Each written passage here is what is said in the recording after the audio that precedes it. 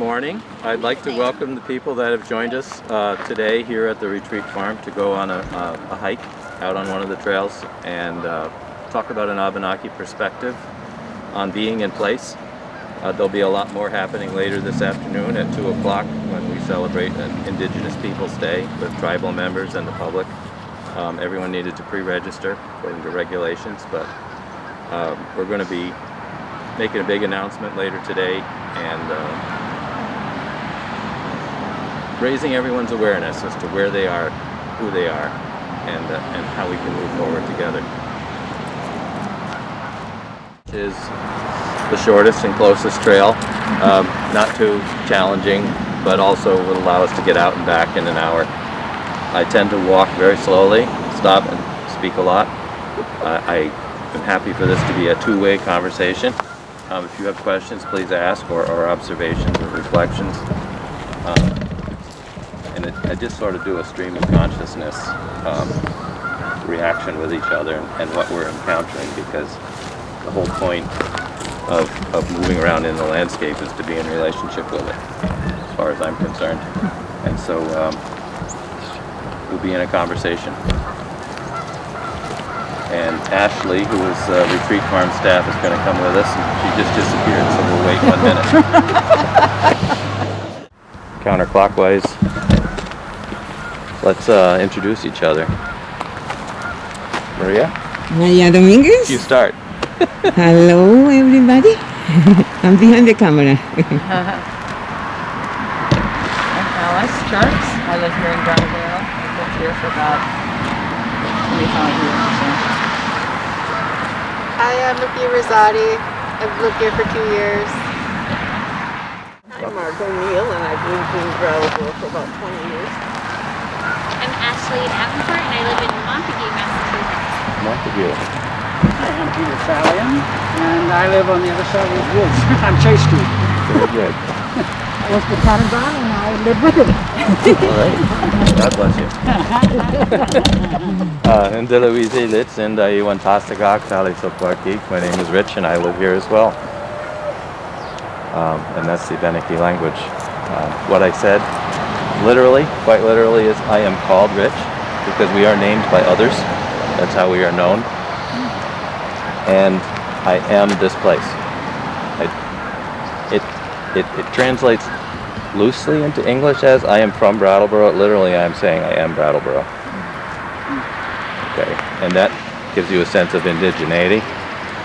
What that dualism signifies, it's the original people of a place. It's not just the people, it's the place also. And you have to have the two together to have a holistic, a totality of being. If you separate that, separate people from their place, you cause damage. This is the situation with Indigenous people in this country through colonization and all over the world. Colonization runs rampant. It is not a period in history, it is a process, and it continues. And that plays out in the situation that Native people are in now, not just 400 years ago. So, people and place, keep them together, works better. So we're going to go out and experience this place now. For a little bit, in a little way. The French weren't necessarily better, but they got along better. They were still colonizing in their own way. All right, we're going to head uphill and do a little switchback in here. To get into a little bit of deeper history here, what you're looking at is this really steep slope. You see it's curved, it's cut out in a curve. What we're looking at is a relic water channel for the West River. The West River ran up here a long, long time ago and swept across. Scooped this out. The reason it's scooping it out is because it was forced to. Out here on the point, whenever you see this kind of a geological, topographical phenomenon, go to the downhill side, there will be bedrock showing. The water had to go around the bedrock. It could erode the soil until it hit the stone, and then it had to go out. And when it went out, it ended up finding another channel. What rivers do, they move. We don't like them to move around, so we build levees and channels and bridges, channelizing it. Eventually the water will win. So we have floods and flood insurance and catastrophic damage, all self-inflicted, because we're not staying in relationship to the place where we are. And I'm not making this good or bad, it's just a better way to be.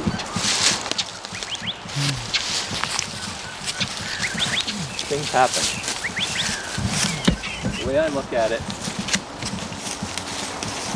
life happens, things are set in motion, and they just do their thing. The better people get along, and when I say people, I mean everything around us, not just the human being. The more vitality and health we'll have in general. So where the responsibility lies is in making a better decision in any given moment.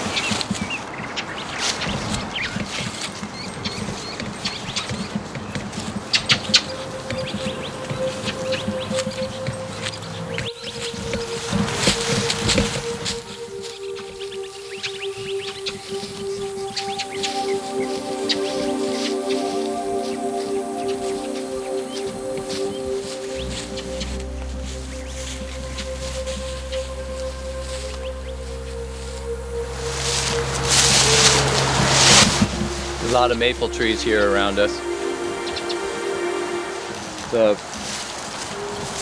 One of the names for sugar maple, well, we call them sugar maples, hard maples, rock maples. These are all names we hear as New Englanders. Rock maple is a Yankeeism. It's only used in New England. Sugar maples grow elsewhere, but rock maple is unique to New England. It's spread out since, but it started here, and it's an inherited name from the Abenaki people. The sugar maple in Abenaki is called Senon-Monzi, the rock tree. So, as Vermonters, we call it a rock maple.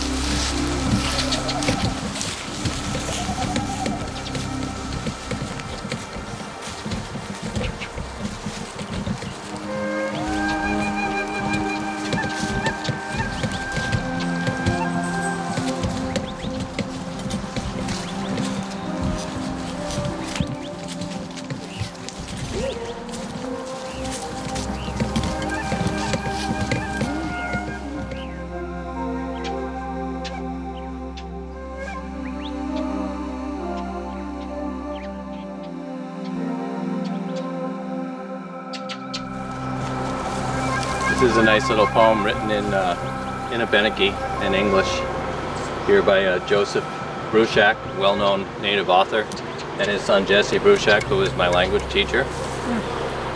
This is written in Abenaki and directly translated. It's a nice little explanation of the way that a white pine is in the world. The name for this is Koa.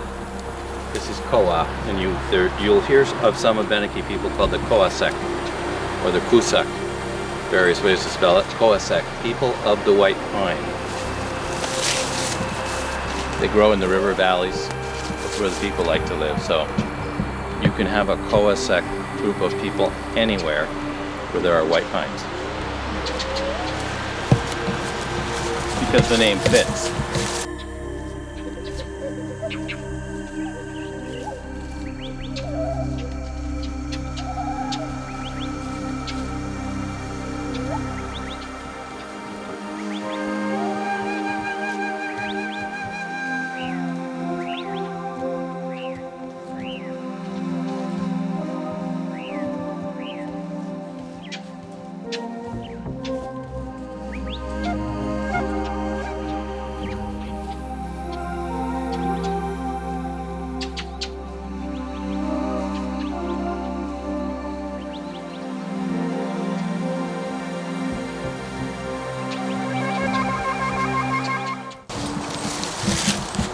I haven't seen these signs, so it's nice to see them.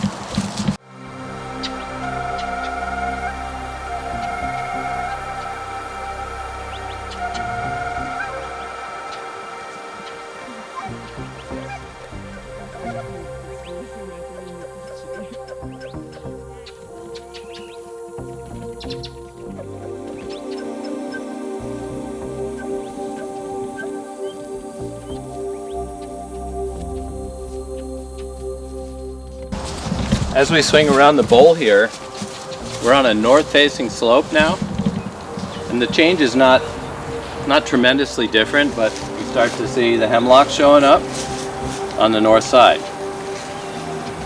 They like it better here. You won't see them on the south side. They're happy. They found a good place to live.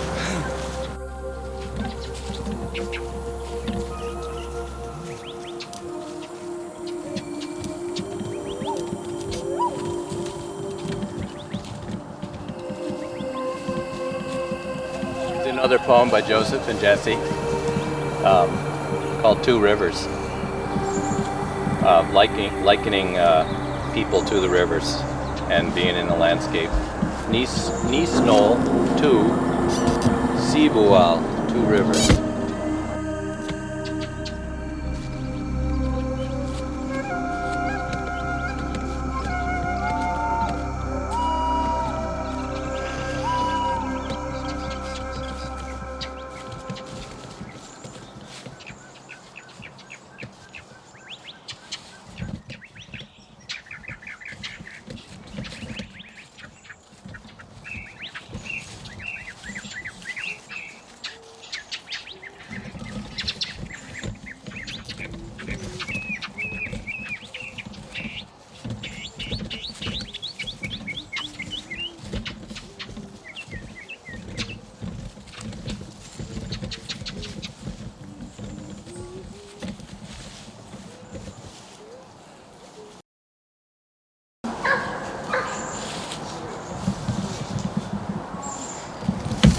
Coming around now behind the area that when the retreat farm was an active producing farm for the retreat. This was the piggery. It's where they kept and raised the pigs. It smells a little better now than it did back then, probably.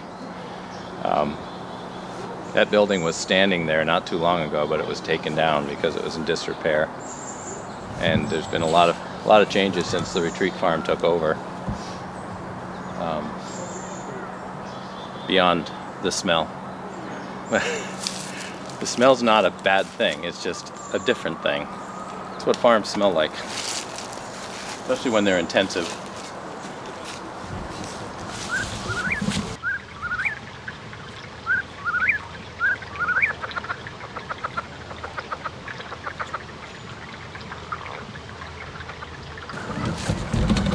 So what we're walking on right now, we were talking about how the river used to meander over here. This was an Oxbow Channel. What it was doing here was carving away the sedimentation that had been deposited over thousands of years previously. Notably right here, this bank is a series of clay deposits from Lake Hitchcock. And a couple years ago, right up there in that open space, there's a lot of groundwater in here, and clay has a way of making water move sideways because it's impermeable. There was this happens occasionally around here if you're walking in the woods. A sinkhole opened up in the bank right there, about 16 feet deep. And it was impressive. I went down into it to a point. And you could see the layers of clay from Lake Hitchcock deposited, hundreds of them, in the sidewall of the sinkhole. When Lake Hitchcock was here, it was a lake that formed after the last glacier went out. As the glacier was melting, the meltwater came down the Connecticut River Valley, which had been scraped out by the glacier, and a natural dam formed from glacial outwash in Rocky Hill, Connecticut. That's a long way from here. Are you from there? All right. Do you remember that? 15,000 years ago? So a dam formed down there, and the glacial meltwater backed up all the way to St. Johnsbury. That's a big lake. And I believe it was about 200 feet deep. So we are well underwater if we were here in a time machine. Hopefully you have air with you. And as that lake alternately froze and thawed every winter and every summer, in the summer, there's a lot of water moving through, a lot of agitation, and the water can carry sediment with it. Sand, gravel, if it's really moving, it can carry large rocks. And that will deposit out on the bottom of the lake. As the moving water hits the lake and slows, it'll deposit. In the winter time, the lake would freeze. Nothing's moving at all. The only thing in there is the stuff that is still in suspension in the water that didn't settle out because it was too light. Those are mostly your clay particles. In the winter, the clay will deposit on the bottom of the lake. Then the ice will melt, the sand comes in. So you get alternate layers of sand and clay, just like tree rings. And scientists use this part of the Connecticut River Valley to date that period of deglaciation. This area is really well known for its clay varves. They're called varves. And we're famous. Like, who knew? And we're walking on some of them right now. And I think they have end matched, you know, kind of like we have a little bit here, a little bit here. They put them all together and they have 800 years worth of clay varves based mostly out of this valley, especially in Putney. That clay is what was used to make bricks. So in Putney, where West Mountain Bikes is a brickyard road, right? Brattleboro had a brickyard in the Whetstone Valley. Marlboro had a brickyard up on Ames Hill. They're all using clay from the glacier.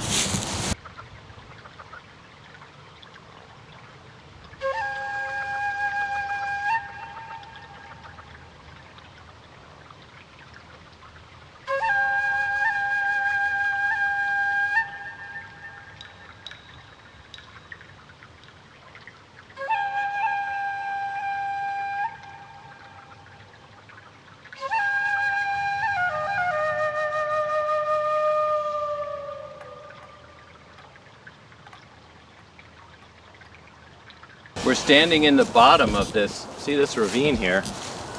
It's just really steep and just sort of appears out of nowhere, and there's no water in it right now. Occasionally there is. This is an outwash ravine from Lake Hitchcock and everything settling into its present shape. It's still here, 15,000 years later. We're looking at it like there's no brook in there. Why is that there? And it ends abruptly up on the hillside. It just ends. That's where the water happened to be running that day. This happens in your driveway after a big thunderstorm. You know, all of a sudden you get a gully just appears out of nowhere and it goes and it stops. Same thing here on a much larger scale.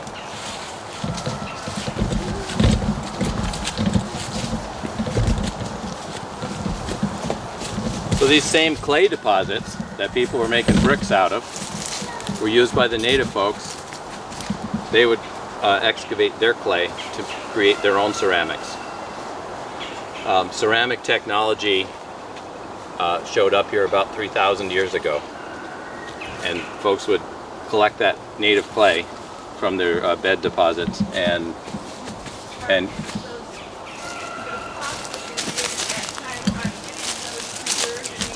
yes.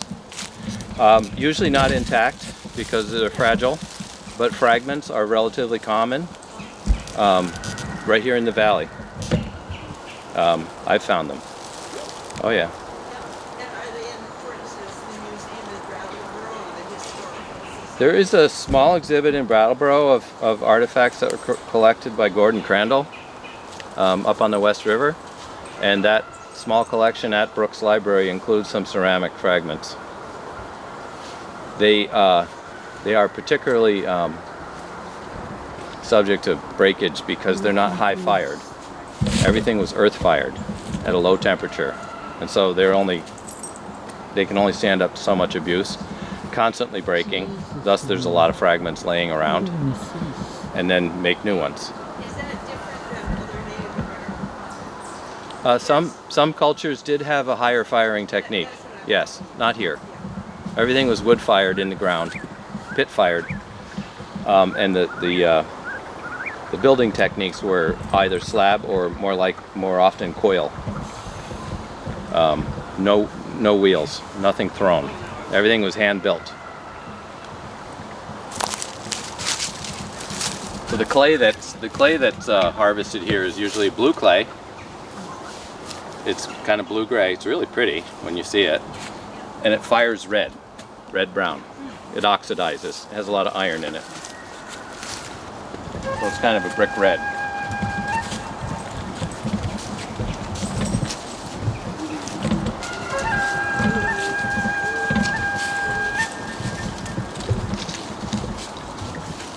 So indigenous people have been living here for a very, very long time, a lot longer than European settlement.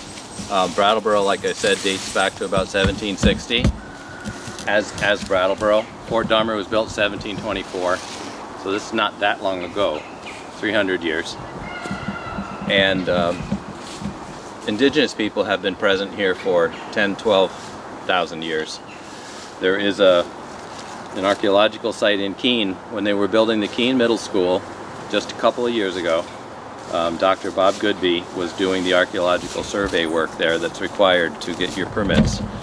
And he located an 11,600-year-old occupation site at the edge of the middle school property.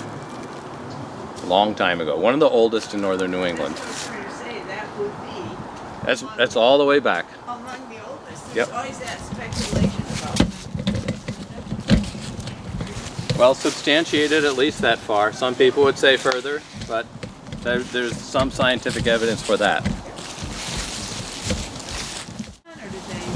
or did they go around where the Yeah, it wasn't on the structure site. It wasn't. It was off to the side.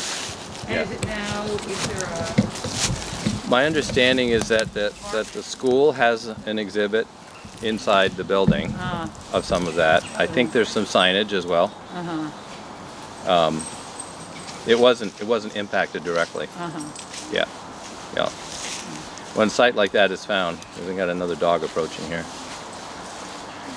and some people. I mentioned the dog first. Almoose. Dog in Abenaki is almoose. That's just a dog. You don't know whose dog it is. Usually dogs belong to somebody, so there's a whole nother form of dog depending on who it belongs to. Ndamis, my dog. Kudamis, your dog. Udamis, their dog. It's not just an almoose. You know whose dog it is, so you need to recognize that. Again, it's about being aware and recognizing and attributing things,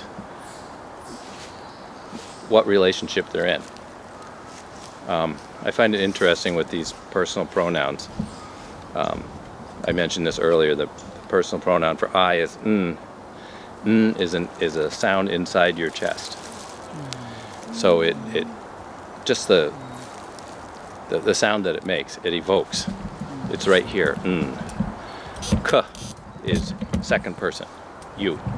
So it's a percussive sound that's projected out, but it's short. K. So it's this person right here, you. And then the third person is ooh, ooh. So it's projected further. That person over there. K, ooh. So it's beautiful language.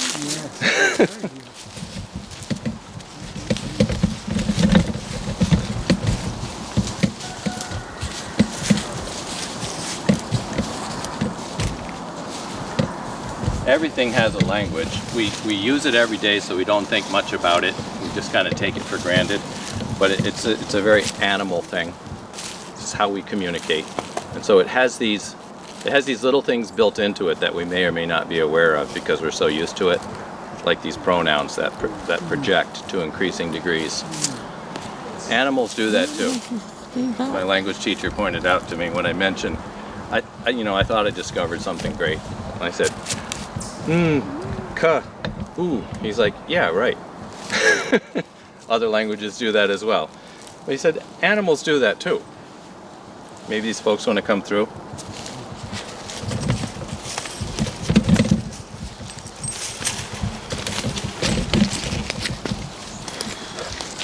You think about a cat or a dog. When the cat is happy, it's purring, and the sound is coming out of its chest. Through its breast. When it's trying to scare something away, it's going to scream at it. It projects out. And the meow is more of like a regular communication to whoever is next to them. So it's get the purr, the meow, the scream. Animals do this too. We're animals.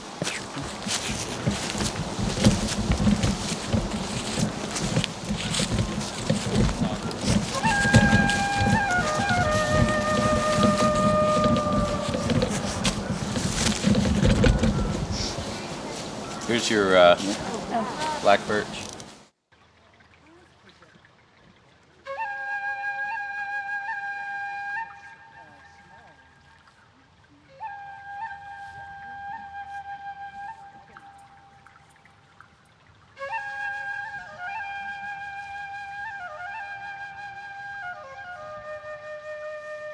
Figures we missed our turn, took a turn.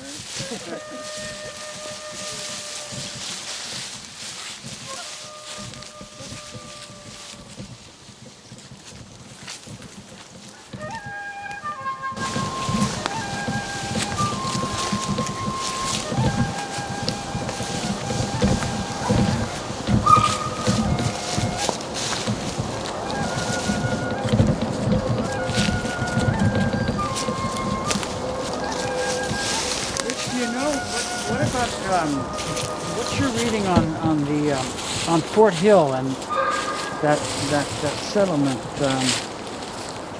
that was attacked by the Mohawk? Do you know much about that history at that time?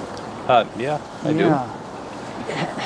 I'm told there's some archaeological papers that were done by a professor at Mark Hopkins College before it went out of business. But I can't remember the person's name who actually did some digging. The person who did most of the investigation at Fort Hill is Peter Thomas. That's who I'm thinking about. Yeah. Peter Thomas yes. is a friend of mine. Is he? Yeah.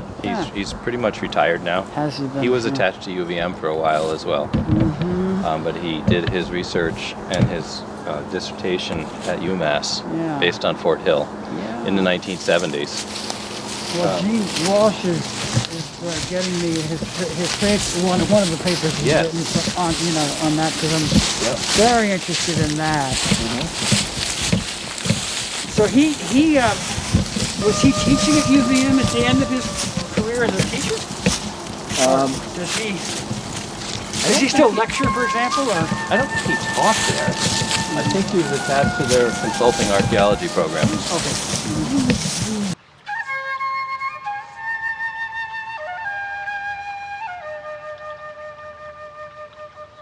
Indeed, the last known, would you say, permanent settlement then? That was Did that pretty much disrupt everything? there was no. I would say that it looms in the public mindset that way, but that's not accurate. Couple reasons for that. That was occupied for only about 3 or 4 months. I wouldn't call it a permanent settlement. Yeah. It was a response to the political situation at the time. Those were Abenaki people there, Sakoki Abenaki. We're in the region called Sakoki. And so those are Sakoki in common usage. They were there for only about 3 or 4 months because of what was going on with empire building. The Iroquoian peoples that attacked that settlement were sent there by the English. They were sicked on them in this battle for territory and loyalties. The Sakoki were already heavily aligned with the French at the time, to the north. Many of them had converted to Catholicism, and Peter Thomas, in his excavations of that site, which was occupied in 1663, before King Philip's War, he recovered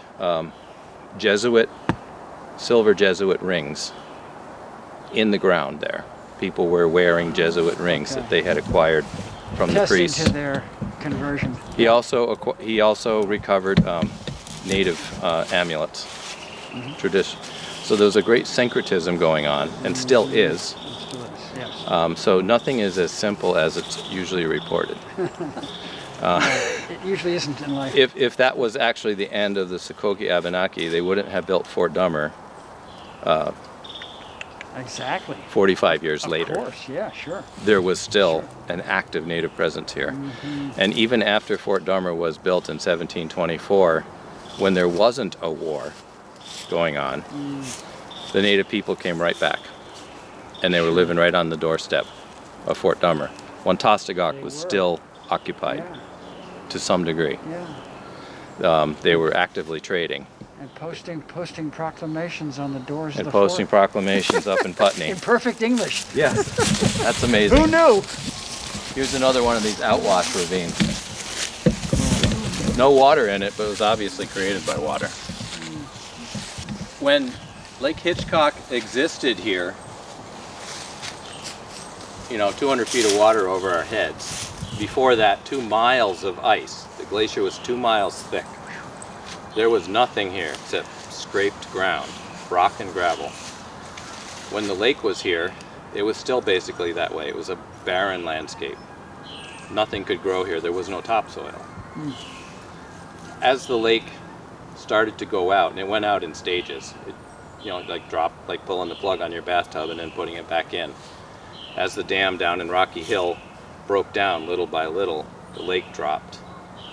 It's one of the reasons we have the terraces here. Brattleboro is well known for its terraces. This is a successive lake dropping. On a whim one day, I looked up the high water level for Lake Hitchcock in this area. Even though we think of lakes as level, they're not really. They pitch a little bit because they flow out. In this area, Lake Hitchcock was at lake maximum around, oh boy, I want to say around 400 feet above sea level.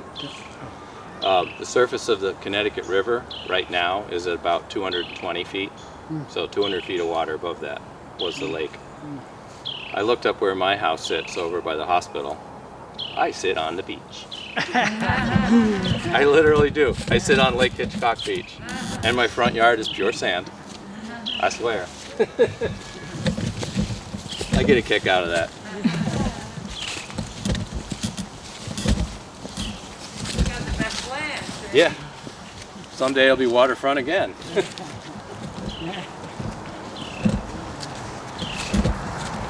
So as the lake went out and succession began, topsoil, this basically turned into like tundra. And so we started out with what you'd find 1,000 miles to the north now. Tundra type vegetation, tundra type animals. People came in at that point as soon as there was something to eat, right? People come in, opportunists exploiting an ecological niche. We're animals, and people are people. They haven't changed much. So people came in at that point, and they were using the resources that they could find at the time. That included megafauna. I'm talking about mastodons. People were here hunting mastodons. The Abenaki have a word for the mastodon. Cultural memory has been passed down.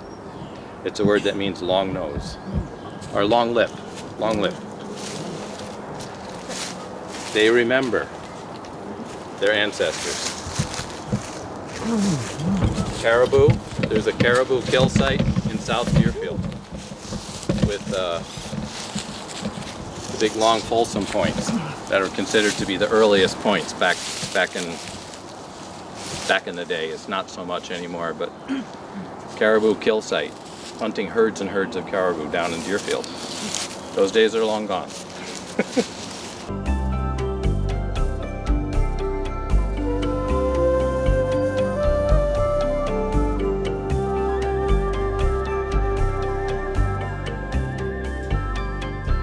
But the people are still here.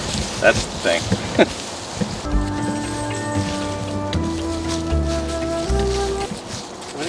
down to it, everything is still here. Everything. So yeah, there's the lesson in that. Everything is still here. Everything that has ever existed is still here. It's still here. It just changed form. Yeah. Some of it turned into us. I like to tell a little story to elementary school students. Sometimes I speak to like third graders. And I kind of explain this idea to them that we are all connected to each other and all made of the same thing, just by using a little Vermont story. Say your uncle goes out to the sugar bush and taps. Let me back up here a little bit. I got ahead of myself. In this story, unfortunately, I die. But I mean, that's going to happen anyway, so it's not unfortunate. Just my time came, I died, I was buried in the ground, and I turned into dirt, right? Worms crawl in, the worms crawl out. You know that song? It's kind of morbid. And say a maple seed, a maple key falls out of a maple tree and it comes down and it lands on the ground and it grows. And it turns into a little maple sapling and it gets bigger and bigger and bigger, and when it's 30 years, 40 years old, it's big enough to tap. So your uncle goes out, he has a sugar bush, and he taps that tree and he brings the sap home and he boils it down and he makes maple syrup and he brings it home and you pour it on your pancakes and you eat it and it's great, right? Good stuff. I am inside of you now. Right? I turned into maple syrup. That's kind of cool. All the same. Yeah. You'll consider that.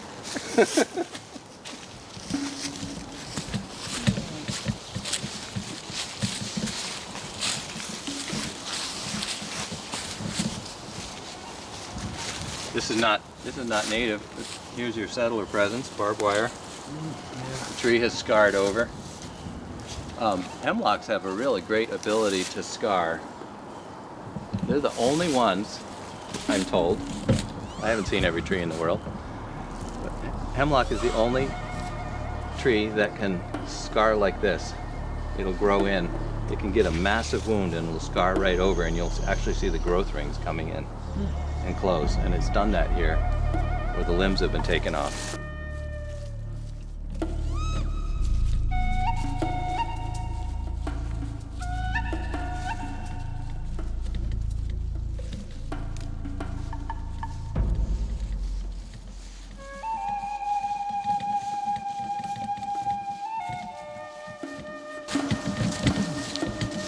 We're almost done. We ran over an hour. I knew that would happen. But what is time?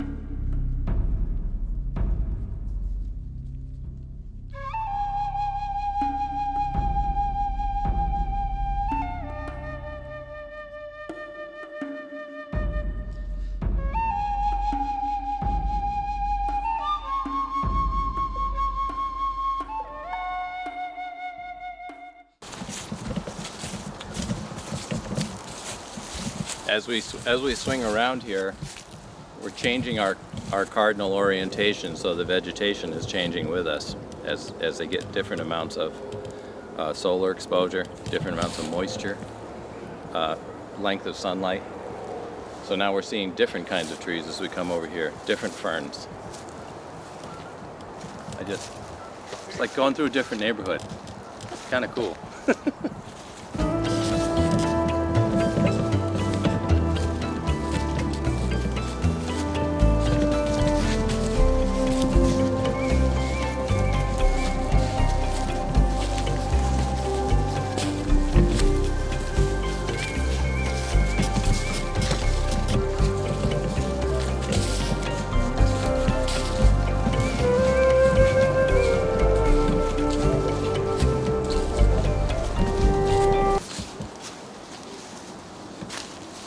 kind of see the different layers of stories here. If you learn to read the land and you're familiar with the stories, you see this fence down here.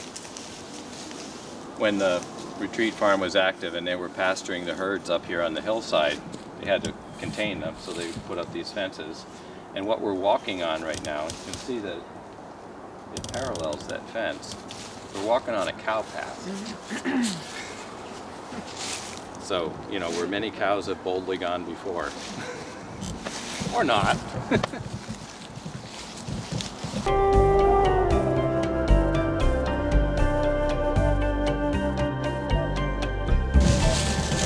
Just as it's accurate to realize that the first settlers go where the best land was, where someone had already been living, likewise,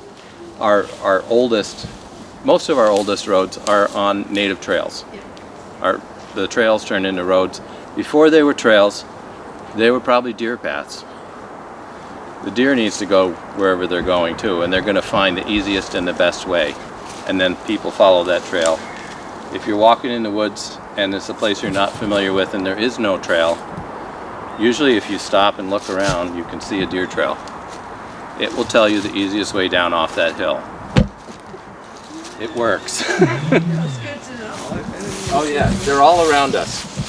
Sometimes of the year they're easier to see than others.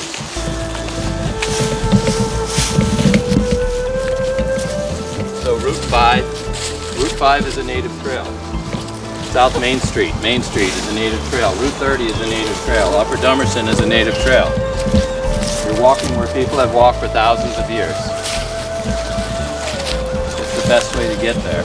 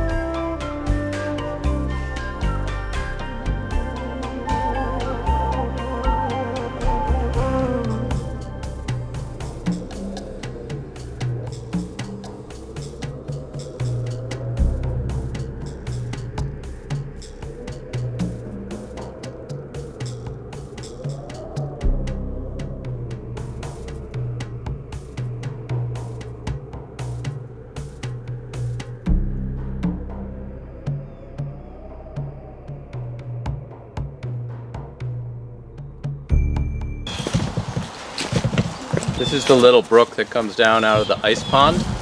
You've been up on the trails to the ice pond. This is the outflow. We've been in the middle of a drought, so there's no water in here right now. But would there be usually? Yeah, This would be a little. there's usually some water in here. I haven't been up to the pond in a while. I imagine it's pretty low. But this brook comes out of the highlands up here, right down into the retreat farm. You can see that there's a water line right there. It's been used as a water source for the farm in the past. And this would have been used for water for the village down here as well. It flows into the meadows and then that flows into the West River. The Abenaki, the Wabanaki people, are a water-centric people. They center themselves on rivers. That's their core. The people here at Wantastagok centered themselves where the West River met the Connecticut, that confluence. They named themselves after the river.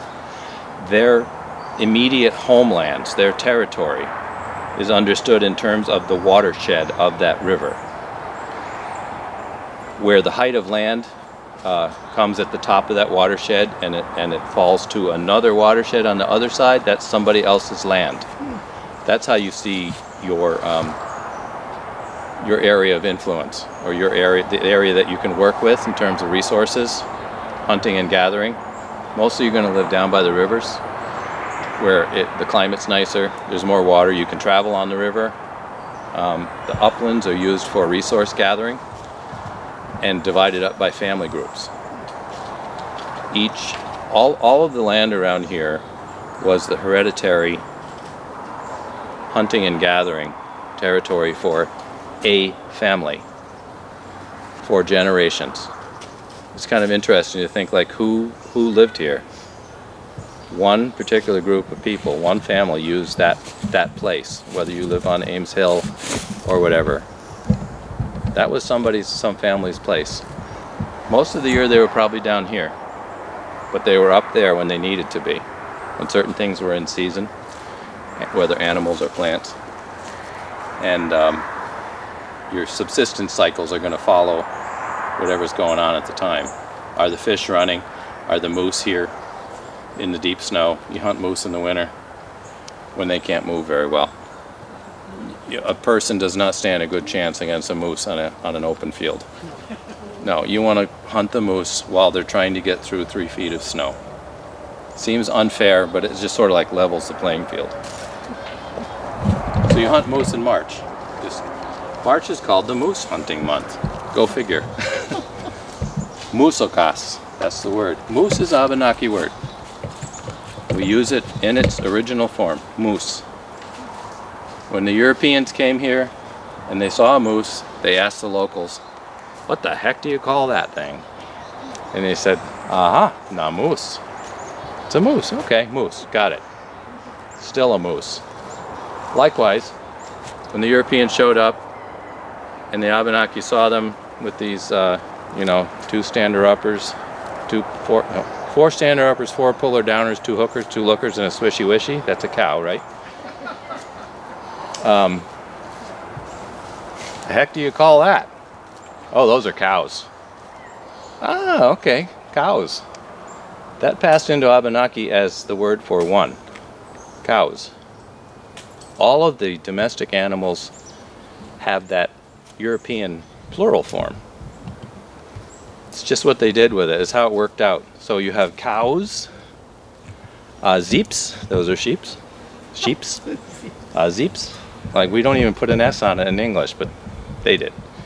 Zeeps. Assis is a horse, one horse, assis. I can't think of any more right now. But then you pluralize it in the Abenaki manner. So like it's a total mashup of languages. So 1 cow is a cows, 2 cows is a kawasak. 2 cows is kawasak, yes. 2 horses, asisak, 2 sheep, a zeepsak. But a moose is a moose, is a moose. And a skunk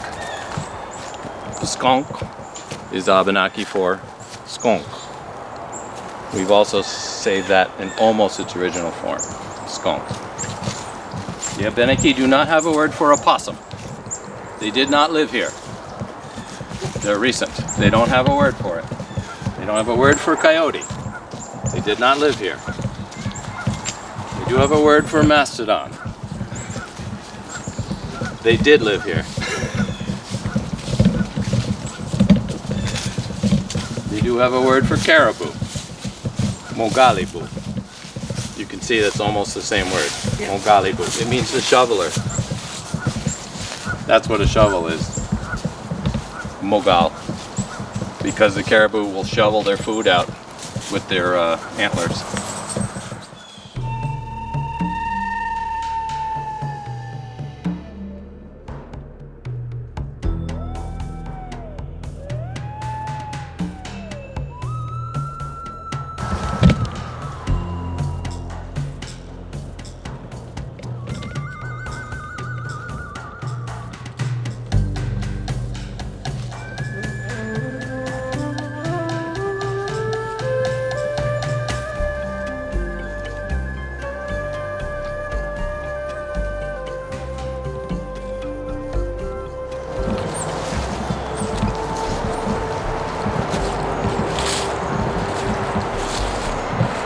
What is the word for bird? Bird? Seeps. Seeps is a bird. Yeah. A little bird is a seepsis. When you want to make something small, you put is on the end of it. Is. So like when you say my dog, Ndamis, it has the is on the end of it. The diminutive form is sort of an affectionate form. You do that in Spanish as well. Yeah. We're back. You don't have to. This is again, this is just a cool thing. This is what you call a nurse log. See there's a tree growing on top of it. When the black birch seed landed there, it decided it was a pretty nice place to grow, so it started growing. Eventually the log will be gone and the tree will be perched up in the air. You can tell there used to be a nurse log there.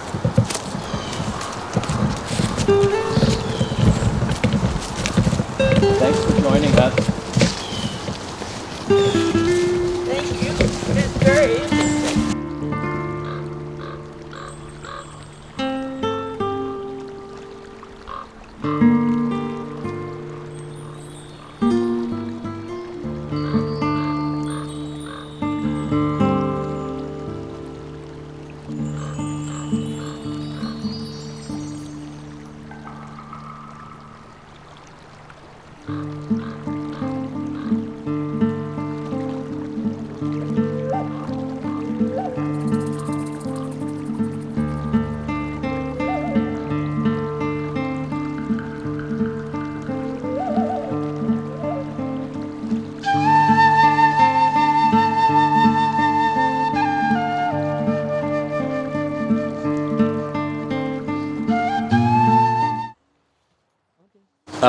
Well, thank you for your patience. Thank you for joining us. We're back to the farm now, and there's a lot more trails out here. I invite you to go out and meet our relations and talk to them and see and be seen.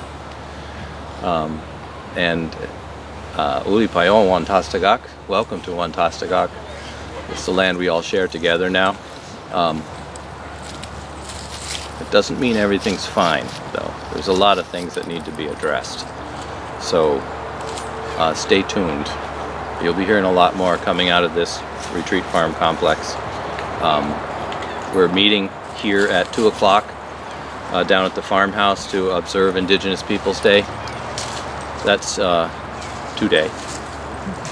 It's a day to honor and remember the people of this land in all the places where we're from. Every place had Indigenous people, and there's a lot we can learn for a good way to be in those places from those people, and those stories have not been heard. They've been actively suppressed, squashed, attempted to be eradicated. The G word, genocide, it's a real deal. It's not pretty. We haven't talked about a lot of those stories today, but they do exist, and like I said, they're not happy. And that is still a reality today on the ground in people's lives. And we're going to be bringing those to the surface and talking about what to do now. And but first we need to know what has already happened, what led us to this point. So, thank you. Uliuni, thank you. Thank you. Uliuni means good returns.